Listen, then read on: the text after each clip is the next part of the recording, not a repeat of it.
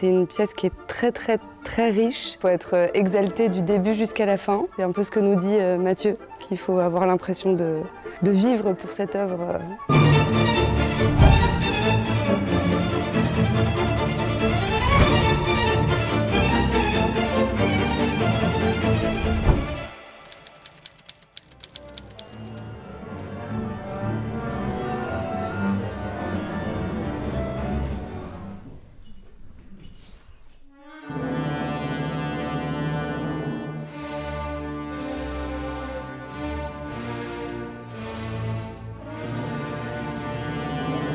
Bon, là il faut que je vous explique un petit peu ce qu'on est en train de vivre. Cet orchestre que vous venez de voir, c'est l'orchestre Appassionato. Et il vient de se lancer dans un projet de fou, un truc qui n'a jamais été fait avant. Enregistrer en concert l'intégrale des œuvres de Rachmaninoff pour orchestre ou orchestre et piano.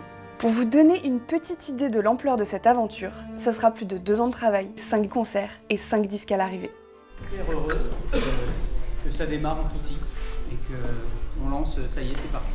Rachmaninoff, on est parti pour 3-4 ans, là, c'est pas rien. Là, on est 3 jours avant le premier grand concert, au milieu des dernières répétitions, et autant vous dire que l'excitation est palpable. Et comme on est des petits chanceux chez les loges, on a pu s'incruster et en discuter avec Mathieu Herzog, le chef d'orchestre, et 2 de ses musiciennes. Bonjour Camille. Bonjour. Vous venez de commencer les répétitions, comment tu te sens? Super bien, c'est un plaisir. On a répété hier en partiel corde et là enfin on est tous ensemble. Ça fait vraiment beaucoup de bien d'avoir les vents, les percussions, les cuivres avec nous, c'est top. Est-ce qu'il y a un moment que tu attends particulièrement, que tu es impatiente de jouer? Je trouve que tout se découvre. C'est une pièce qui est très riche. Il y a à peu près tous les caractères possibles qui sont poussés à l'extrême. Donc je suis pas dans l'attente spécialement, je me dis juste qu'il faut vivre chaque instant. Chaque note Chaque qui vient. note, ouais. C'est trop beau. Le mouvement lent de la symphonie est absolument sublime. Il y a beaucoup de thèmes au violon 2. En fait, Rachmaninoff laisse la place vraiment à tous les instruments de s'exprimer. C'est très agréable. Ce qui est agréable avec mon rôle en tant que violon solo, c'est que je peux vraiment faire le lien entre les cordes, les vents, faire en sorte que tout le monde se sente bien. C'est vraiment quelque chose que j'adore faire particulièrement ici. L'équipe est incroyable, donc ça va être un très beau concert mercredi. Oui, tu fais ça à merveille.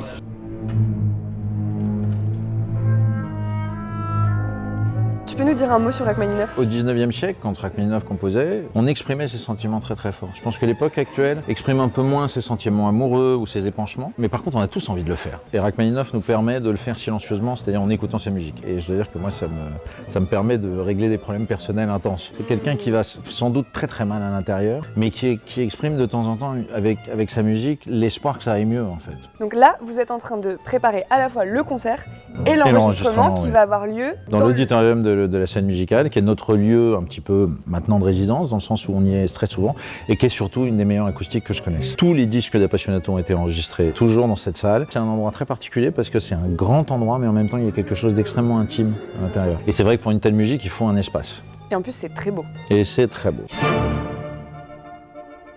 Un des moments les plus attendus de ce concert, c'est le concerto pour piano numéro 3, un des plus grands bijoux de Rachmaninoff. Et qui dit concerto pour piano dit pianiste, et qui dit pianiste dit Nikita Mdoyan. Sachez que son humilité n'a d'égal que sa virtuosité.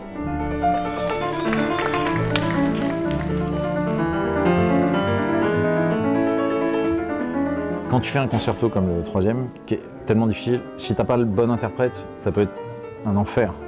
Mais quand t'as vraiment le bon, c'est presque facile. Il est prodigieux et ça va être prodigieux. Il est prodigieux et puis il est naturellement d'une humilité face à la musique, tout en faisant tellement. C'est très rare.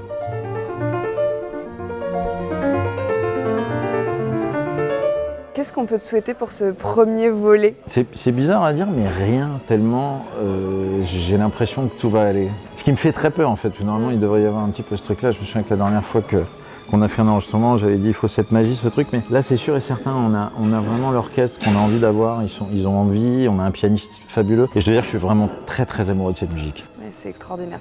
Merci beaucoup. Merci à vous. Bon, vous l'aurez compris, ce cycle Rachmaninoff s'annonce absolument extraordinaire. Tenez-vous prêts, le décollage est imminent.